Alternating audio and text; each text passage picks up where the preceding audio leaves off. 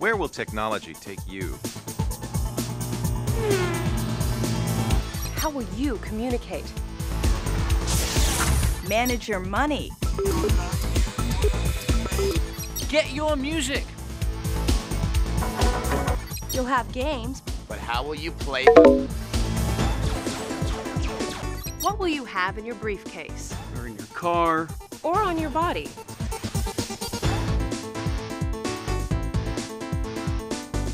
Is there any limit to how wired you can be?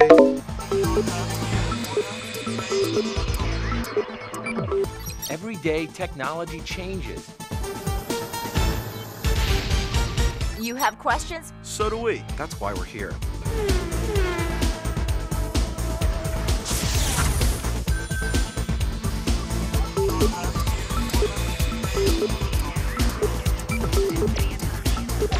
TechTV. TechTV. It's what's next.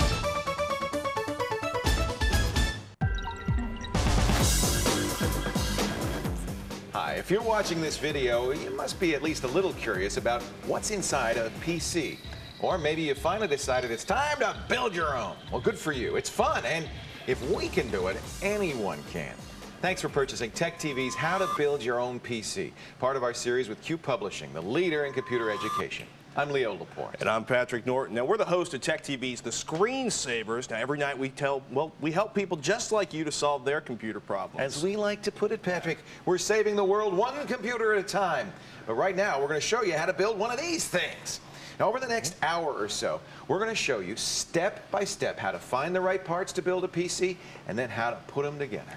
We're also going to show you our expert building tips and tricks, and we're going to try to demystify the whole process to make building a PC easy enough for anybody, even us, to understand. That's what we do best. And as if that weren't enough, as we go along, you can find more information and extra tips and tricks at our website, techtv.com/buildapc. You ready, Patrick? I was born ready. All right. Let's start a little bit by talking about the advantages and more importantly, even disadvantages of building your own computer. Is there an advantage to building your own computer? There's an advantage, okay, but maybe I better start with the disadvantages to scare anybody off who hasn't really thought about this. You do want to think about it first, because there are some things that your own home-built computer is not great at. For instance, there are issues about compatibility. When you buy a pre-built computer, the manufacturer has tested all the parts to make sure they all work together and they all work with the software. You're combining parts of your own choice. Some parts may never have ever been combined together before. So there could be compatibility issues between the parts themselves and the software you'll be running. Also cost. I think a lot of people think they're going to save money by building their own. It's not a guarantee. Yeah. Dell, Compaq, Micro, all these big giant companies, they buy parts in the millions. You buy one. Now, if you're careful, you can think you're saving money, but chances are when you do the math later on, you're doing this because you want to, not because you're going to save big cash. Another problem is you're not going to get tech support on this stuff. You might get on individual parts, you might get on the software, but as soon as you say, well, the Framet soundboard doesn't work with the Megalodon video card, who are you going to call? There's no one number to call. There's no one person who assembled the whole computer. Yeah. You're going to have to do your own tech support. But hey, that's what you got into this for, right? To learn how to do it yourself. Do it yourself, right? There's also, of course, the issue of things like skin knuckles. We have the scars to prove it. Yes. Now, the advantages are many. And I don't want to discourage you completely because, first of all, you're going to get exactly the computer you want. You specify every single bit and piece of that thing. You're going to get a computer that matches your needs, your wants, your desires. And you know what? Best part? Bragging rights from your friends. Well, let's get building. Come on. First of all, let's talk about preparing your work area, getting the right tools together. And, well, we'll start with the work area. I have to tell you, I have worked in all kinds of conditions building PCs, everything from the dining room table to my kids' bedroom floor. Dorm rooms, garages. You've done it everywhere, too. As you said, but this is an ideal, perfect fantasy. But it's so nice. Yeah. If you can get something like this, it would be great. First of all, it's clean. You don't want to get any fuzz or dirt or lint in your PC. It's well lit. Really nice, because a lot of this stuff is tiny, and when you get old like me, not you, Patrick, but when you get old like me, it's hard to see a lot of the little fine lines and the lettering and stuff. So it's dry. Look how clean it is, isn't it? Dry is important. Why? Because computers don't like wet. And this is one that you might not think of. If you can do this, it really is great, especially in dry climates. No carpet. Static electricity. Watch. No, no, no, no, no, no, no, no, no, no, no, no, no. Stop. The worst thing for your computer is static electricity. It doesn't hurt too much when I touch Patrick's nose. Speak for yourself. But those thousands and thousands of volts going into those tiny integrated circuits can literally break them, fry them. So no static electricity. Here's a little tip. If you'd have to work on a carpet, little trick. Oh, that. You put a little spritz thing. a cap full of fabric softener in a spritz bottle of water, and you spritz the carpet.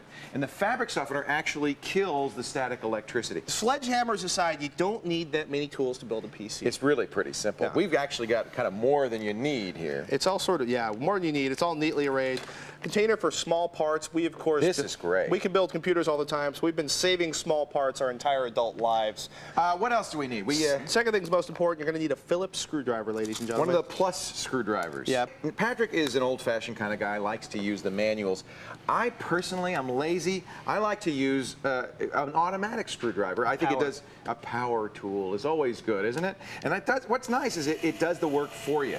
So you can screw it in. Now, Patrick's one disagreement with these, and I think you're right, is you can over torque. You can overdrive a screw. So rather than using your, your battery-powered super duper screw buster and portable drill, maybe one of these in an inexpensive kind of a screwdriver. Right. This is not going to have so much torque that can actually hurt anything. Even if you're not using that, you don't You can do it by hand. No. Be gentle. So these are all the must-have. Any other must-haves? You know what? You're going to be trimming, you're going to be cutting, you might be playing around. A box cutter, a standard utility knife. Ladies and gentlemen, be careful with it. Kids, don't use one without the permission of your parents. Yeah. If you cut 18 or yourself, older. don't blame me. Absolutely. Now, we also want to talk about something. These are probably shouldn't be on the optional list, but some kind of needle nose pliers or hemostats, something you can reach in. Very handy. You're putting jumpers in, you're pulling cables in and out. I drop screws all the time into the case, and this is probably oftentimes the only way you can get in there and pull the screw out. And you don't want to leave any loose metal inside your case. Not only does it sound bad when it rattles around, it can short out stuff. What are these things? These are zip strips. Now, you're going to have a lot of cables inside your computer. Now, you might do it just to make it look neat and tidy, or you might do it because the less cable sprawl you have, the easier airflow will be inside the system. You wrap this around the group of cables, you insert neatly so, and you... These are so handy, and they're inexpensive. I have some, I just keep them around all the time. Even outside your computer, all that massive cables you have behind your desk, these can be very handy for organizing them and keeping them in shape. So there are the tools, both the necessary and the nice to have. You don't need a sledgehammer, kids, honest. The tools you'll need are a parts container, a Phillips screwdriver, a box cutter is handy, needle nose pliers, and zip strips to tie everything down and keep it nice and neat. Now, this is the fun part. Let's go shopping. It's good. It's fun. I love doing this. Before you run out with your cash and your credit cards and your hot little hands burning a hole in your pocket, whatever it is, mixing metaphors, you need to do your homework. Well, that's absolutely right, because you don't want to buy more than you need or less than you need. So take some time to spec out your new PC. What does that mean, to spec it out? Basically, decide on the list of specifications defining the contents of your PC. How do we know? It's the parts list. How do we get a parts list? Okay, you can go to the screensavers. We have a list of like our favorite sub 1,000 PCs, even cheaper. You can look at all those expert sites like Anantech and Tom's Hardware, all that good stuff. Magazines will tell you. Magazines will tell you. Talk to your friends, see what they're using. Basically, come up with a list of parts. The motherboard, the processor, the graphics card, the audio card, the case, the memory, all this good stuff. You want to check your list, even if you don't maybe use our list of parts, check your list against our list. Make sure you have one of each, because if you don't have all the parts you need, there's nothing worse than building a PC, getting home, and going to go online and realize you don't have a modem. Right. Or buying more parts than you need, or buying a part that doesn't work with another part, things like that. Very important. You can get everything you need, at least the beginning of the research, online here. The PC breaks down into a few simple components. You're going to start with your CPU. That's the processor, the brains of the computer. You also need memory chips. That's where this data that you're working on and the programs you're running are stored while the CPU is working on them. What else are we going to put in there? Well, you're going to need a video card. That takes the pictures. It basically turns the zeros and ones the PC needs feeds into the pretty pictures you look at on the screen. That video is not the only card. You're going to need a sound card as well if you want to hear stuff. And you're probably going to want to get some fans for the processor to keep them cool. That's a big one. You're going to want speakers for the sound card, a power supply, and a case. They usually come together, but that's to stick everything in. Right. And then finally, the most important, actually it's not finally, but the most important part, which is the motherboard. What is the motherboard? Okay, the motherboard, it's kind of like, you know how you have a frame for a car and you bolt all the parts onto the frame? The chassis, yeah. The chassis. Well, you know what? Your case is kind of the chassis, but the real heart of your computer is the motherboard. It's where your processor, your memory, all of your cards, all of your hard drives, everything connects to the motherboard. It's the heart of your machine. The biggest circuit board in your computer. Sometimes they call it the main board. You'll also need storage, the hard drive, the floppy drives, the CD drives. And then if you want to get online, you'll need either a modem or a network interface card. You don't have to do all that research if you don't want to. Just go to our website, techtv.com/build-a-PC, and we've got a list of the components we're going to use in my PC and Patrick's PC, so you can do exactly what we recommend. But first, let's recap. Basic PC components you're going to need to buy include the central processing unit, or CPU, your RAM, your memory chips.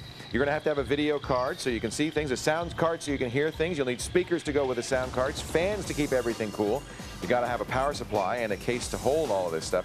And of course the motherboard and storage, floppy, hard drives, optical drives like a CD-ROM. If you want to get online, you're also going to need a modem or a network interface card. You ready, Leo? I'm ready. Let's go. Time to put it all together. We're going to start with the PC's core components: the CPU, the motherboard, the memory, and of course the case and the power supply. You put them all in. It's like my birthday here. Look at all this stuff. I'm so excited. This really is the fun part. We're going to start with the case. You got to get the case together before you can put all these nice pieces into it. We're going to start by opening up the case so we can, get inside. We have the power supply here. Let me get that out of the way, and I'm going to turn the case around so you can see what we have to remove here. We've got to remove these screws that are holding the panels on so we can get inside the case. This is where, Patrick, I'm going to have a big advantage with my power screwdriver. I love this thing. We just zip these off. Go ahead. You go ahead, Patrick, and do yours. Look and see, you often don't need to remove all the screws. In fact, you probably don't want to remove all the screws, just enough to get into the case. In this particular case, there are 3 screws holding on each panel. All right, so you beat me. Don't show off. And once you get the panel off, you'll be able to see inside. That is an empty case. There's nothing in it, not even a power supply. Here's where you've got your mayonnaise lid or your screw container. That's going to come very handy. Don't lose these screws. Put them somewhere safe. Put the case panel aside because you're not going to need to put that back until you're all done with the system. Now, when you're looking at this, when you buy your case, right, make sure this is the area where the power supply goes if it's not mounted in there. What I want you to do when you're looking at that, make sure the power supply doesn't cover up the area where you're going to put the motherboard in. You know why? It makes it hard to get the motherboard in and out. You got to pull the power supply in and out anytime you do anything. We want you to be able to put the power supply in, forget about it, then put the rest of the components in your system. So you ready to put a power supply in? I'm doing that right now. Many cases these days come with power supplies already attached, and you oftentimes get your case that way. We wanted to show you how to put in a power supply because sometimes you want to upgrade the power supply. Inexpensive cases often come with pretty bad power supplies, and since the power is what determines the reliability and the effectiveness of the machine, it's important to get a power supply that really has all the juice you need. You got to get that in just in the right spot. Am I doing it right there, Patrick? Are you doing it? Am I upside down? You're upside down. Look at that, see? By the way, on the other side of the power supply, these are all the connectors that are going to connect up to the motherboard and the peripherals. You don't have to worry about those, but if you have them outside the case, you've done it wrong. We know that much for sure. There, that fits nicely. And you'll see there are screw holes on the back of the power supply that match the holes on the back of the case. How you doing, Patty? You almost done? Show off? I knew it. Oh, man. I'm almost there.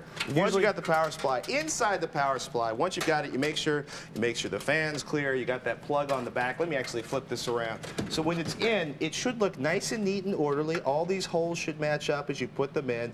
This is where your power supply, your power cord goes in. This is the fan. It helps ventilate. Generally on your system, it'll either be a fan on the inside of the power supply or ventilating to the outside of the case that pulls air through the power supply, cools your system down. You see this spaghetti in my left hand? Don't ever pick up, don't do this Patrick, It's stop bad it. for your system. Stop it, Patrick. Don't do that. Now, You're this, a bad man. I'm not a bad You're man. torturing I've done that a bad case. thing. There's a difference. All right. Now look at this spaghetti inside your case. Now, if you've done your job specking out your parts, there's something you're going to need. These little puppies, all right, these are the power supplies, these are the plugs. The Molex connectors, let me put one up. The Molex connectors, these go into your hard drive.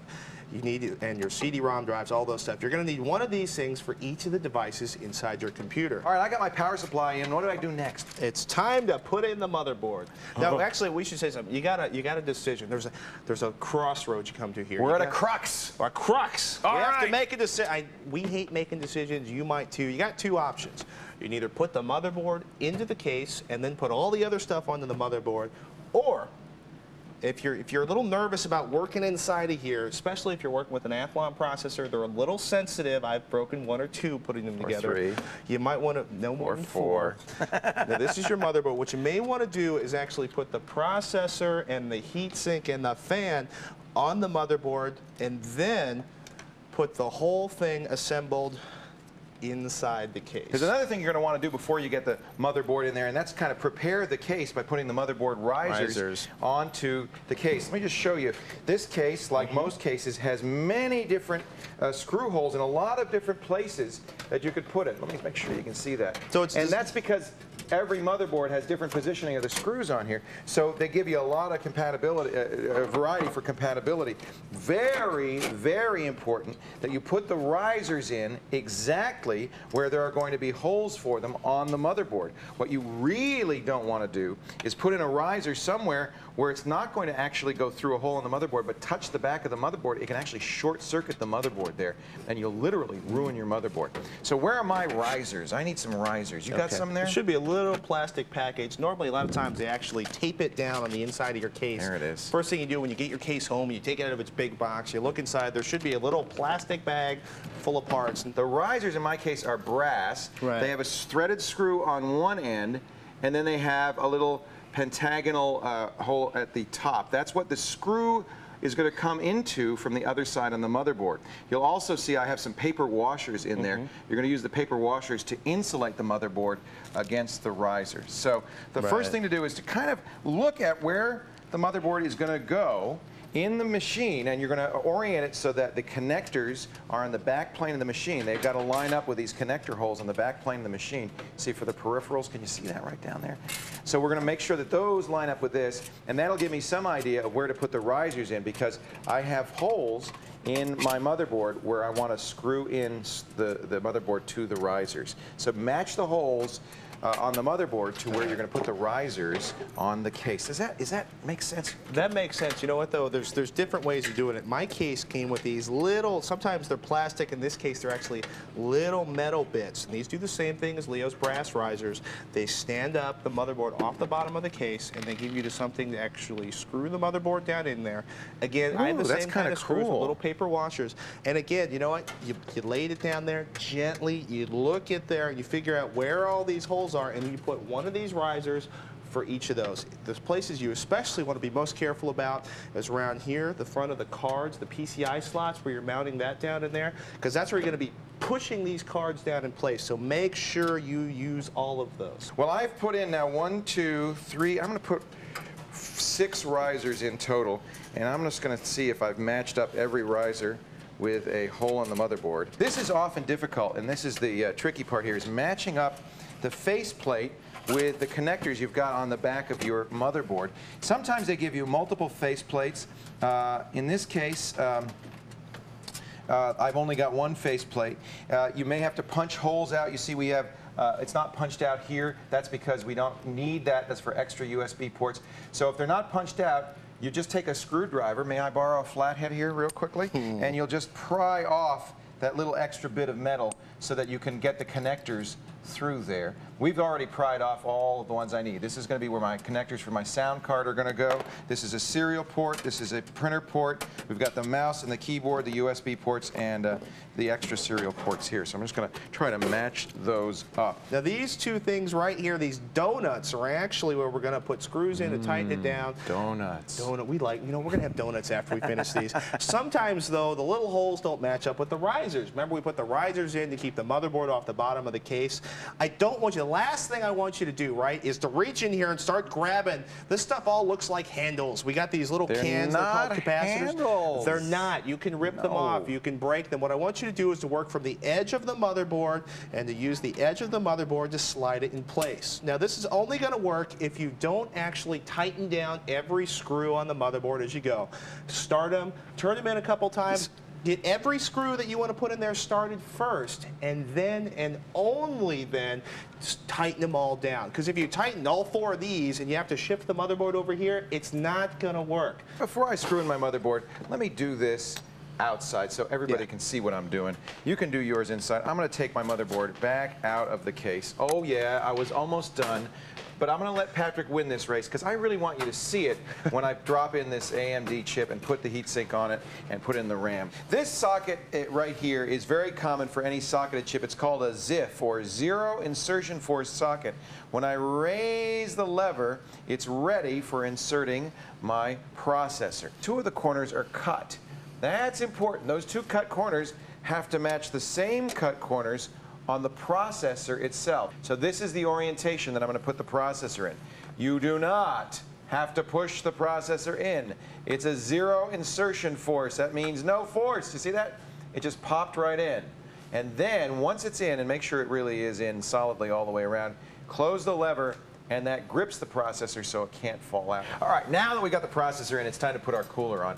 Today's processors run so fast, so hot, you cannot run them. You cannot use them, Patrick. You cannot use them, Patrick, without a fan on them. This is a fan. It's very common, typical fan. It's got heat sinks. These fins here draw the heat up. The fan then blows the heat away from the processor. It's going to keep it at a reasonable temperature. Notice this one has a little sticker on it that reveals some nice thermal material. This is going to make sure we have a good contact with the processor and that the heat is, because the processor is directly in contact with the sink, is drawn right into that heat sink.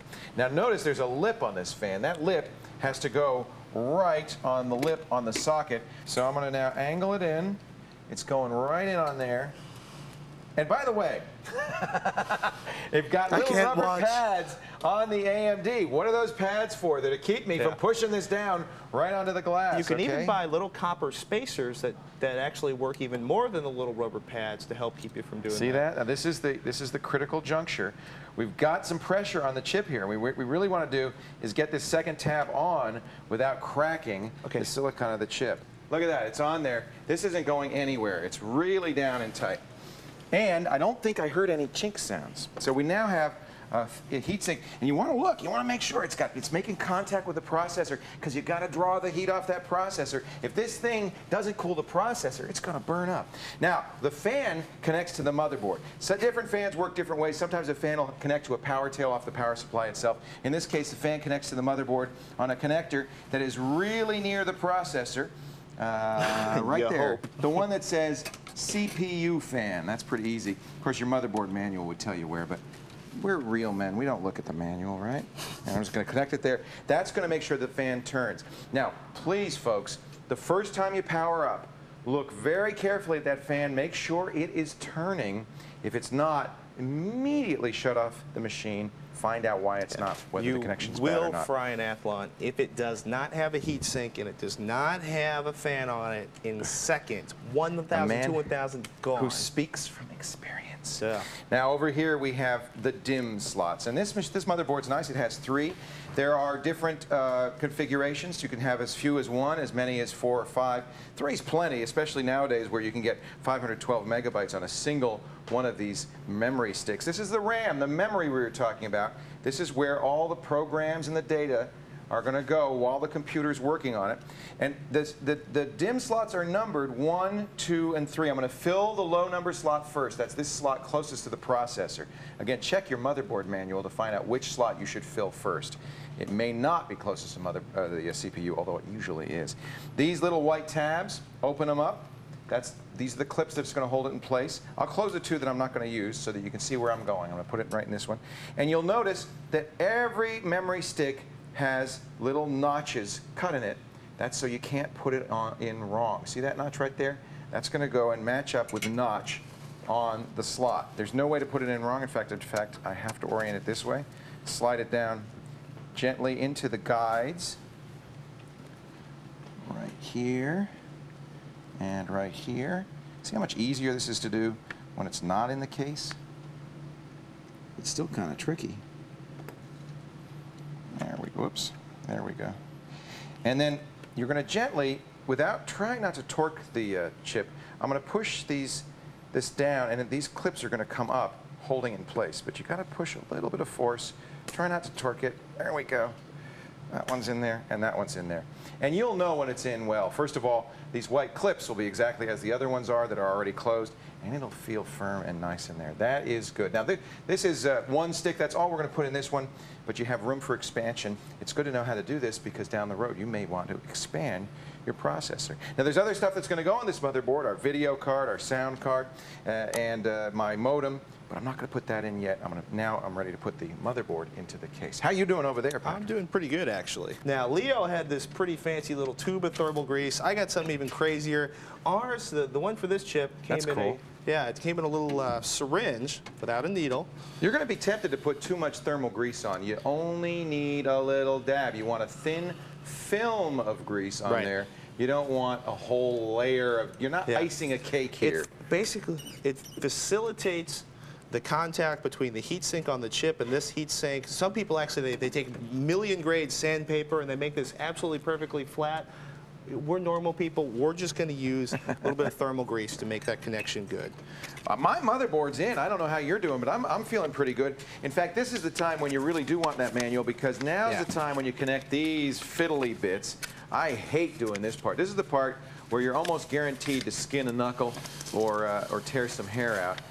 These are the reset switch, the power switch, the LEDs, the little light that lights up. It even says what's on here, that lights up when the hard drive is accessed or when the power is on.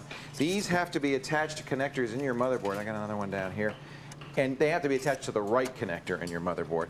It is usually an array of pins, there is in mine anyway, in the corner of your motherboard closest to the front of the machine, the bottom front of the machine.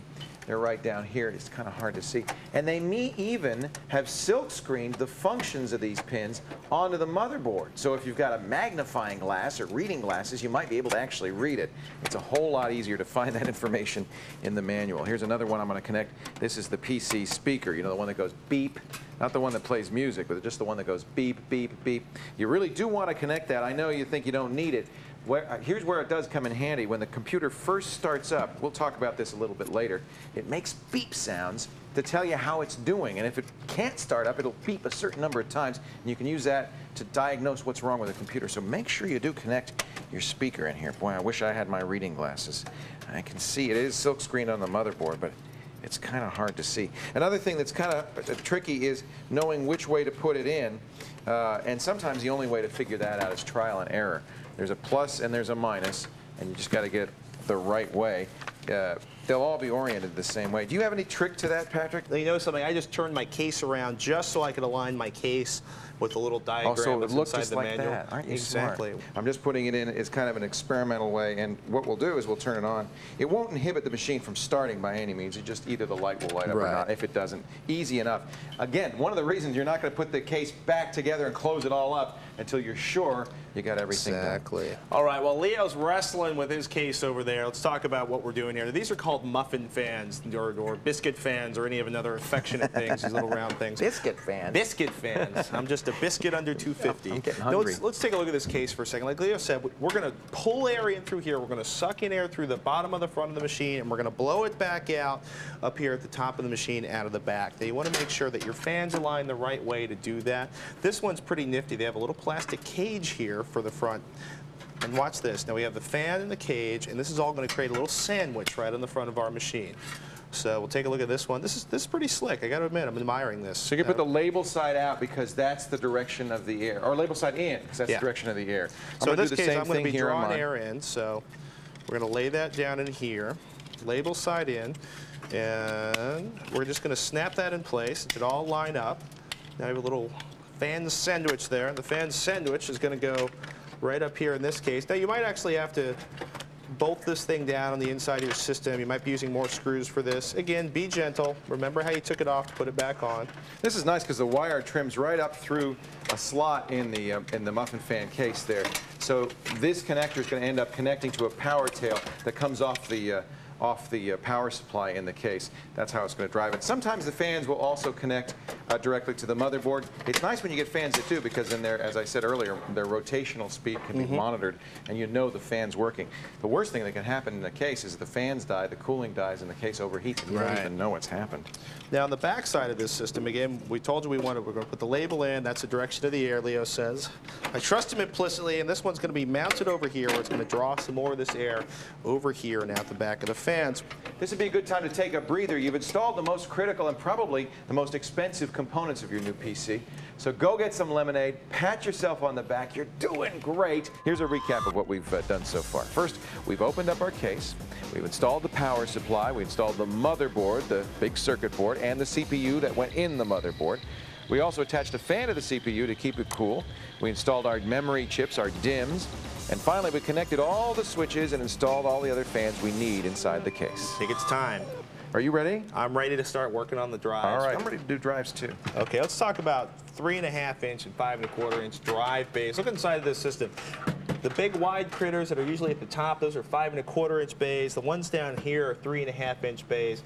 Now you can fit, Leo's going to talk to you about this, you can actually fit a 3.5 inch drive into one of these 5 1/4 inch bays using a thing called rails. I'm going to do it too. He is. In my case, I'm going to take advantage of this drive cage down here, and my hard drive is going to slide into that, and we're going to bolt it down, and my floppy drive You're is going to go doing it the into easy way. Well, I could put my hard drive in there, but I want to show you how to do the 3.5 inch drive and the 5 1/4 inch bay. One other thing on the floppy drives, actually on any drive that has to be accessed from the front, you'll notice that these cases have panels, all cases do, on the front to block unused bays. Your hard drive will sit behind one of these panels, but I'm going to have to open up this panel for the floppy drive. One of the things you're going to do is take a look at this. Now you notice something, we're working on these before. You couldn't see through the case. You see how we've taken this, both sides of the case off. There's a reason we did that. When you're putting these drives in here, you know what? It sounds a little crazy. You got a couple holes on this side to fill in with screws. You got a couple holes on this side to fill in with screws. If you don't put them in on both sides, your drive goes like this. It also makes it go like this, and it can just... No vibration. We want everything firm and solid. Now, I'm going to show you, remember I'm doing this the hard way. I'm going to show you how you could put a 3.5 inch drive in a 5 1/4 inch slot. And just like Patrick said, we don't want it rolling around. So we're going to put these mounting rails on the side of the hard drive. They're very easy to put on. You just line them up with the screw holes right here, and you'll put screws in to these and attach them firmly to it. And then that's going to give the drive the width it needs to be able to slide in to that 5 1/4 inch opening. Notice, just for convenience, I taped my cables up here so they don't beat me in the face every 15 seconds when I turn it around. We're going to set the jumpers, make sure that we have them jumpered properly. It's usually not a big deal when you're only putting in one drive, but if you have multiple drives, on the IDE channel, one drive is a master and one drive is a slave. In fact, while I got the drive out, let me show you where you would set that. You've got these jumpers on the back here, and if it's only one drive on the channel, well, then it'll be set up as master, as this one is. But if you're going to add a second drive down the road, you're going to have to re-jigger these jumpers, and it explains how to set it up here so that the second drive can be the slave drive.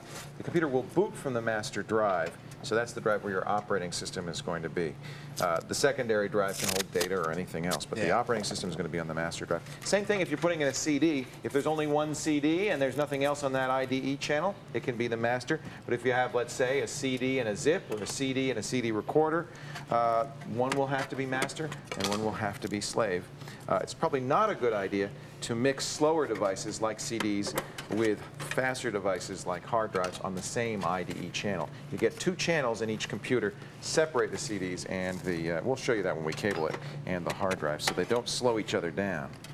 Ah, Leo. Are you there? You want to see something? You feeling good? I'm feeling good. Installing my CDRW over here. I'm going to move on to the DVD. Let me show you. The rails are on the hard drive, and what it's just done is it's made this, you know, thin 3.5-inch hard drive into a fat 5.25-inch hard drive that's going to slide into the drawer space of the 5.25-inch slot right here very easily, and then I'm going to be able to screw it down. So it's just an adapter, basically. That means that that smaller drive can fit easily into the wider drive slot there. And once I get that in, I'm going to put in my CD. Because it's a hard drive, I didn't have to open up the front panel for this. That's just for the drives that need front access like this. A 3.5-inch floppy drive. I'm going to slide in there like that. And notice again, we want to make sure that those are flush with the front of the case. So you're going to kind of play with that so that it gets just flat there like that. And the same thing with the CD drive. And then once you've got that in there and lined up the way you want it, you can attach the screws and tighten them down. Another little finesse, kind of missed on this one. We matched the face, the front bezel of the DVD drive very nicely to the case, but this is kind of a little bit off color. It's a yellowish ivory instead of the modern gray beige, and that happens sometimes. But if you really want to have your case look good like a pro did it, you want to look very carefully when you do your shopping and get these tones to match exactly. Yeah. Because otherwise it looks just a little bit off. That's really tough with silver cases and black plastic cases. They're not that common, but they're out there. I've actually seen a lot of the companies that use those. It's really tough to get a CD-ROM or a DVD drive that matches a silver or a black case. Sometimes you can find special components that are designed for that. A lot of guys, they just take it out very carefully. They cover over the important spots, like the spot where the LED or something is on the front, and they spray paint it. They spray paint it, folks. You can do that. I don't know how comfortable I am with that, because if you get spray paint inside of the CDRW or the DVD drive, it's going to be useless. It's not a good thing. What you can do, though, is you can actually, and this is again, this is advanced. This is not something to take lightly. If you really want to have one of those silver or black cases, you can actually remove the plastic face off the front of that CDRW or DVD drive, spray paint it far away from anything you think is valuable, especially the inside of this computer, and take care of it that way. So how's it going? You got the drive rails. It's good. I got the drive rails. One thing that I always do wrong, and don't forget this, is when you insert this drive, and I just did it now, make sure that the connector is facing the back of the case so you can attach the cables. Oops. So I just had to take this out. I put it in this way, and obviously I can't attach the cables here. You know what? You might be tempted to grab your cables right now and start playing, because you got all this a floppy drive, the IDE, the drawer drive, CDRW. I can connect them now, Pat.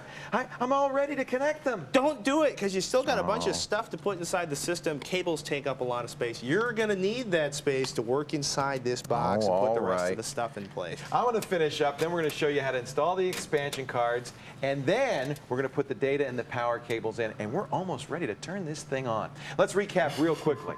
We've installed the various drives in our machines. Remember, leave the case open until you're finished, so if you have to make any changes, you can do it easily. There's no reason to close it all up right now. A good idea, if you've got drives that are smaller than the space you're putting them in, is to put mounting rails on those drives. Make sure on the motherboard all the jumpers are set correctly, the jumpers on the drives too, and always check the positioning of the cables so that they're oriented properly and the components are positioned well so they're flush with the front of the case. It looks nicer that way. One other tip, get components, if you at all can, get components that are going to match the case. It just gives it a nicer finished look so all the colors are the same. Now, it's time to add our cards. This is the easiest thing to do, and it's something you'll probably be doing a lot of.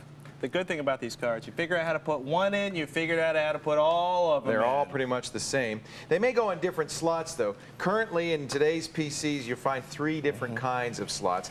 The AGP slot, this is an AGP card, and it's noticeable because it's got 2 notches in it. It's a short thing, and in fact, this one has a little extender, a little clip on it. The AGP card is currently used only for video cards. You'll also find PCI slots. That's the most common kind of slot. Most machines today have 4 or 5 PCI slots. They look like, the PCI cards look like this. And the PCI cards usually are sound cards, modems, network interface cards, things like that. The old cards are called ISA cards, ISA for industry standard architecture. Those are longer cards, They're legacy. That means they're old-fashioned. In most cases, you don't want to use them if you don't have to. And in many motherboards, they don't even have ISA slots anymore. Patrick, you can show us what those slots look like right now. As a matter of fact, almost no new motherboards actually have ISA slots inside of it. If we cut in tight here, the brown one that's set back here, that is going to be your AGP slot. The short white slots are PCI slots. Now, this one has an unusual little critter down at the side. If I'm not mistaken, this is an audio modem riser. Your AMR slot. That's right. And those use little proprietary, huge. Those do. It's basically on a. It uses your sound. Now, to the case that's keeping the case for air and dust. In most cases, those will unscrew. This particular clip on for that. Here's in general how you put in cards. You remove the protector on the back of the board, slide it in, align it with the back of the case. I got a question for you, Leo. And I push, and it's in. How do you know which PCI slot to use? Well, you don't. If you look in your motherboard manual, it'll show which slots share interrupts or share resources and work out quite right. Move them around in the thing until you get everything so that it can work together. Something I like to do, I've got an audio card right here. I tend to put the audio card in the PCI. Do that, except not always good. I'm not going to put it at the very bottom because this motherboard has kind of an unusual feature.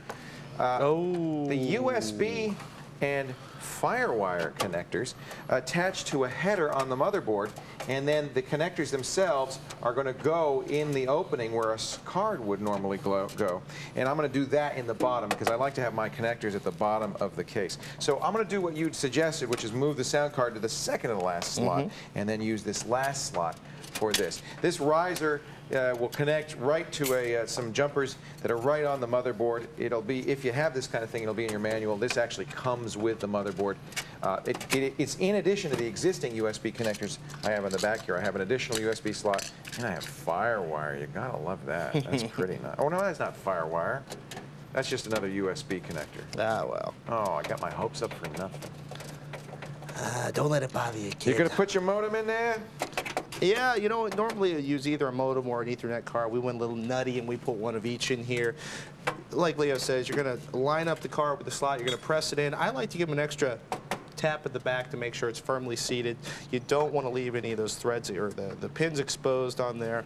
Make sure everything's good and solid in there. Make sure it's tightened down, and you're ready to move on to the next step. Boy, we loaded up this machine, didn't we? Okay, my sound card, like yours, is going to be the last PCI slot. I also have a modem and a network card. We are just wacky today, and I'm going to slide mine in here.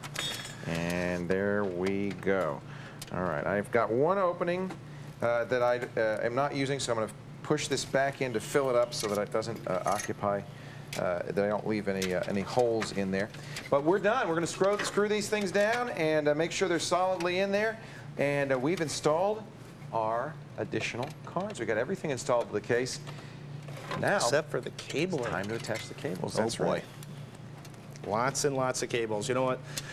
You're probably going to start with your data cables, and just for fun, you can start with your floppy drive cable. Where did that floppy drive cable go? I will look forward to the end of the floppy drive. It's pretty much gone already, you know. I mean, there's not a lot of things that use a floppy. The only time you really are glad you have a floppy is when your machine won't start up and you've made a rescue disk, and you use that to boot up the machine so that you can figure out what's wrong and fix it, often reinstalling your operating system. So that's pretty much the last use of the floppy. Nobody uses, or very few people use floppies to transfer information anymore. That's just really not a common use. The zip has pretty much taken over for that. Did you put a zip drive in yours? I did not put a zip drive in mine. Yeah, I tell you, I like having a zip drive, and most of the computers that I build, I'll put a zip drive in. I just feel like it's a really useful thing to have for a backup and for transfer of data from one machine to the other. What's the matter? 79 cents a CDR disk for 650 megabytes of you put a storage CD versus recorder in there. $10 a disk for a zip drive. All right, let's take a look inside of this case. Your data cables are going to go, there's going to be one from the back of the hard drive, the floppy drive, the CDR drive, the DVD drive, and they're going to go into these. These two longer slots are your IDE slots. The shorter one right here is your slot for your floppy drive. Now, let's talk about cables for a second. Some cables are keyed. And when I say keyed, it's not like you're going to pull out your house keys and unlock it and put it back in together. Well, it's kind of like that, though. It's kind of like that. Take a look at this. These are the two ends of the floppy drive cable. Here's the first thing. Sometimes there's a little block here on the top. That's actually going to align with a particular side of that cable socket that you put it into. You also notice there's a blank pin there. Instead of being able to put a pin in there, it's covered up. That means it's only going to go in there one way. The other end's a little more complicated. This one actually, there's no blocked pins in here. There's no little slot for it, but what you do know one end from the other by looking at this little red cable on here. You're going to align that up with the floppy drive. Now let's talk about, for the rest of the cables in your system, your IDE drives, all of your hard drives. If you look at the back end of your hard drive, and you know, we should have left a hard drive out just to talk about this. You've got a hard drive here. You've got two things going on. Right here, back in most of your drives, there's going to be a slot for the IDE cable. Now, we talked about there being a little notch or a missing pin that helps you align it. But you know what really helps you align it? This 4-point Molex connector where your power goes. And when you're putting these in, now I have what they call rounded cables. These are the slick high-end ones. But you notice something, even on the slick high-end cut ones, one side of this has a little red line on it right here. You see that little red line there? That is always going to be facing that power connector. So when I'm installing these, we keep the little red pin on the side with the power connector. And that also lines up. In this case, there happens to be a slot there too, and that makes it real easy. You don't have to remember which way it goes on. Now, I've got a kind of a special problem here. You might have this problem too. Most CD-ROM drives have a third connector besides the power cable and the IDE connector. They have an audio connector. Oh boy. This is going to go from the audio connector on the CD to the sound card, and it's so we can listen to audio CDs. The audio that's played back from the audio CD just gets sent right to the sound card without the computer intervening in the middle.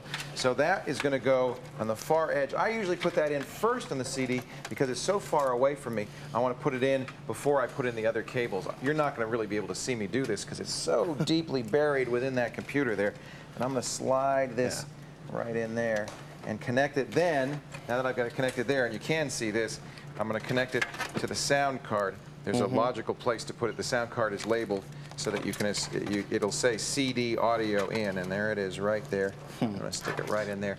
And this little wire is just going to sit there in the middle of your case, getting in your way, but you need it if you want to listen to audio CDs on the system. Now, we have a variety of different cables here. Darcy went out and she went crazy. She bought us rounded cables. She bought us flat ribbon cables. We've got UDMA 33, UDMA 66, UDA1 MA 100 cables. Could also be ATA 33, ATA 66, ATA 100. What do I use, you might ask? Well, the rounded cables are a finesse just to make it look pretty inside and to keep airflow. I don't actually like to use rounded cables. I'm of the opinion ribbon cables are ribbon cables for a reason. They give you better separation and shielding of the signals. So I use ribbon cables. If you want to use rounded cables, you go right ahead. If you have an ATA 66 drive, you have to use these special ATA 66 cables. And if you look closely, the dark gray one is an ATA 66 cable. It has twice as many wires in it as the ATA 33 cable. Since we have ATA 66 drives, that's the cable I'm going to use to attach it. You'll notice the cables are color-coded, and that's for a reason. The blue end of the cable here, that's going to go to the motherboard, and these other two are for attaching to the drives. So these cables have gotten a little bit fancier than the old IDE cables. We now have to attach the blue directly to the motherboard. It is keyed, just as Patrick said, so you can't put it in wrong. And then one of these is going to go to my hard drive. I don't have two drives on this IDE chain. As I mentioned, every motherboard these days has two IDE connectors, each of which can handle two devices for a total of 4 IDE devices, hard drives, CDs, zip drives. In my case, I only have 2 IDE devices, a hard drive and a CD-ROM.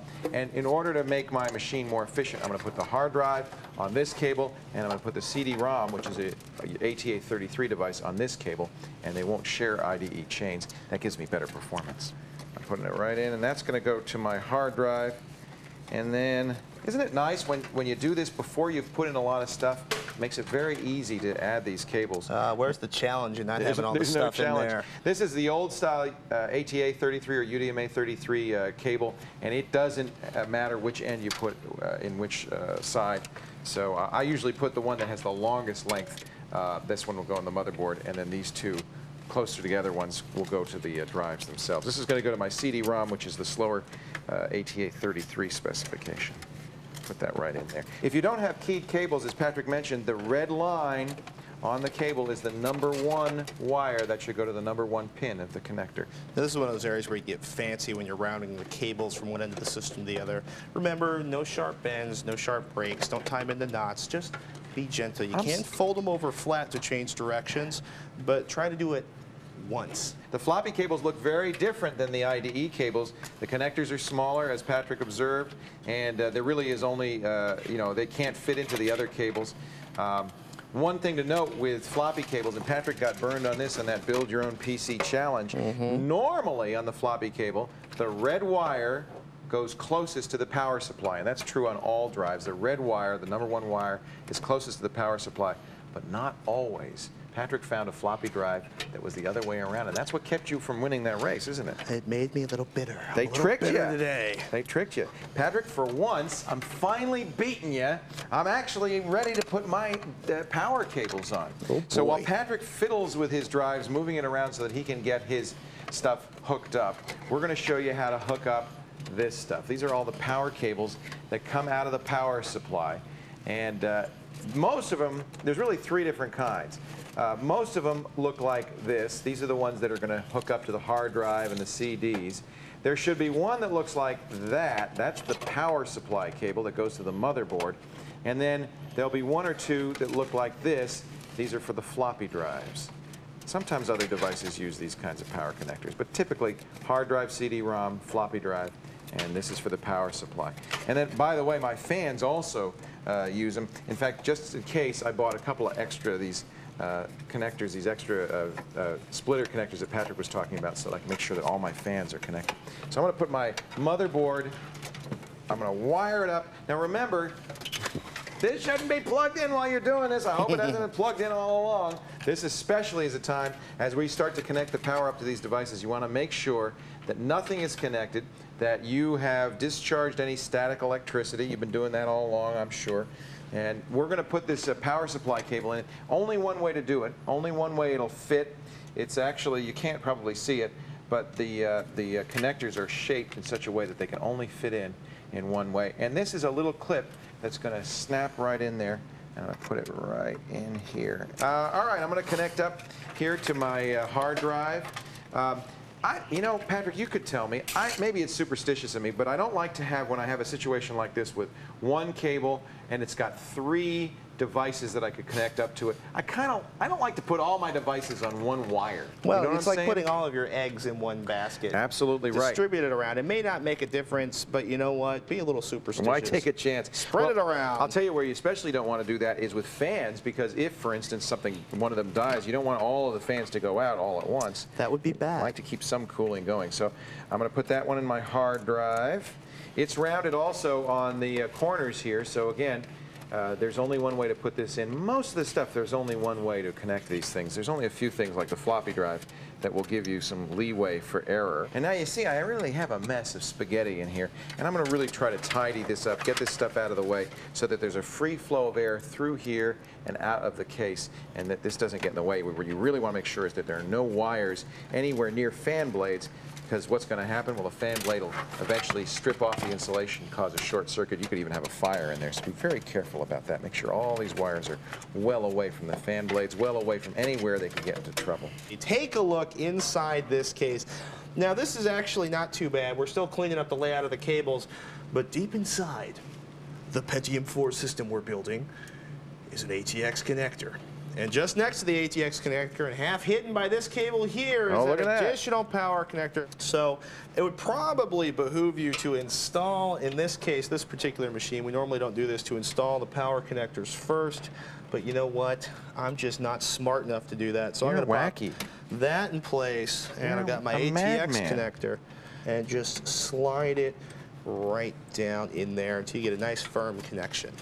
Well, I'm feeling pretty good. I've checked all my cables. I got everything in here. I've actually used some twist ties, as we mentioned earlier, some of those special plastic ties, not, of course, the ones you get for garbage bags, but these electrical safe Although ties. I've seen the garbage bag. Not a good idea, I don't think, to get some of the cables out of the way so we got good free airflow. In fact, I feel so confident I even put one of the panels, not both. Dude, you put both the panels on, I guarantee you're going to jinx yourself. You'll have to take something apart to make it boot. So I just feel half confident, so I put one of the panels on. When I put it back, though, and I didn't replace it with the regular screws, I use these great thumb screws. It makes it very easy when I want to open the case at another time just to unscrew it. So I'm going to do that with the other side.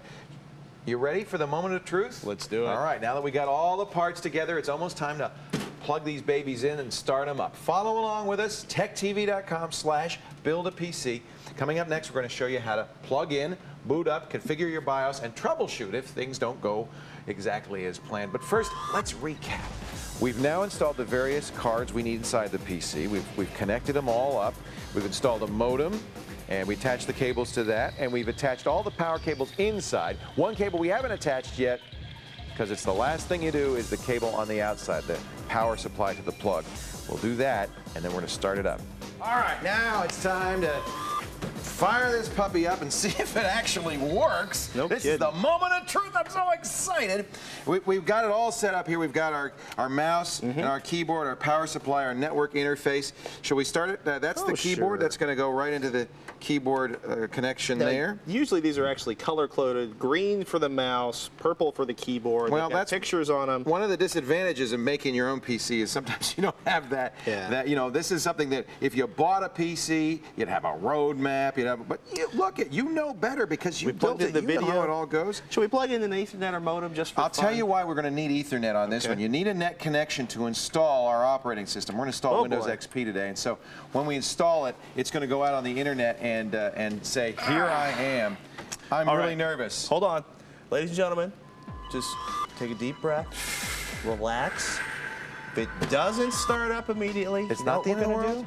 We're going to do a little troubleshooting. Troubleshooter. And we'll fix it, okay? Now, by the way, I'm leaving it open, and it's very important that you do the same, because I'm going to look, the first thing I'm going to look at when I press the power button is to see if these fans are operating. If they're not, I'm going to turn it off right away. I'm not going to fry my processor. So look, this is the most important fan, but look at all the other fans. Make sure the fans are operating. Go ahead, let's press this power button. In 3, 2, 1. All right, the fan's on. That's great. That fan's on. That fan's on. I'm feeling good. This is a good sign. Look, we got a boot up message on the screen. That's a very good start. Now we're going to go into the BIOS. So we should tell the folks at home what the BIOS is, what this message is. Okay, I'm looking at. I want to call it, thanks to a novel I once read, the built-in operating system. It's the basic input-output system. It lives in the chipset inside the motherboard. It controls all the basic functions of the PC. When you hit that power switch, power goes into the motherboard, and the chipset wakes up, and it looks around and goes, okay, I got a graphics card, I got a hard drive, I'm a computer, I've got a chip, I've got memory. It goes through its own little checklist. Goes through the checklist, it sees everything at once, it's going to go to your hard drive and look for the operating system. If you don't have an operating system installed, which we don't yet, we haven't installed our operating system, it's just going to get a little upset because it's going to go, I haven't found an operating system, what's going on? But before you even get to that stage, you're going to change any settings you need to change in your BIOS. For instance, I've disabled the onboard sound card because we put our own sound card in, and you might want to do things like that. This, as I said, you want to look at the hardware monitor. That's going to tell you if you'd set up everything and if the speed is correct, the CPU fan is running. And then I do need, in fact, to change on this machine, and I'm trying to find where to do that, the RAM speed and the bus speed on this. Now, if we hadn't been able to get into the BIOS, folks, probably what would have happened is we either wouldn't have seen that. The first thing that shows up on the screen there is a little mini message from your graphics card. Then you get stuff from your motherboard. Here's what happens, though. If that doesn't work, remember how we told you how it was important to connect your speaker? Here's why. The power on self-test. It's called a post-test. If something's missing, the memory, the chip, the graphics board, what's going to happen is it's going to start beeping at you. It's going to sound like Morse code. Well, those codes, you write that down. It could be too short, too long, all these different codes. You go in your motherboard manual. It'll give you a list of those post codes, those power on self-test codes. It'll say, oh, your graphics card isn't working or your memory isn't working. Shut the machine down. Make sure the part it's looking for is properly installed, and away you go. This system, to get into the BIOS setup, I press the delete key. It'll vary. You'll have to read the message when you first see the computer booting up. This is a screen. Look, we don't have an operating system installed on here, but we can get software to run. This is software that's built into the operating system. built into the hardware, I should say, that allows us to change some settings. One setting you're, of course, going to want to change right away is the date and time. It probably won't be set correctly, so let's get that set all right. We're going to be New Year's Day 2002, Back to the Future. Now I want to set the time as well. Normally it'll automatically detect all the different drives. You won't have to do anything. You do want to make sure that it sees the floppy drive. That's a very good sign. And it sees all the memory too. You can see over there on the right-hand side of the screen, we've got all the 256 megs of RAM we installed. We can look at some other features here. These are advanced features like what boots first. I'm going to change the first boot device right here to CD-ROM because we're going to install our operating system from CD-ROM. I'll also take a look at some of the other things. You can browse around. Be careful. Don't modify things willy-nilly. There's if you don't know what you're changing, don't change it. If you do change it and it doesn't start up again, there's probably a little jumper on your motherboard that'll reset all this BIOS stuff back to the default. That will save you if you change something wrong. Also, notice in the lower right-hand corner of the screen, F6 to load fail-safe defaults. That's another way to do it. Those are the default values that the system came with.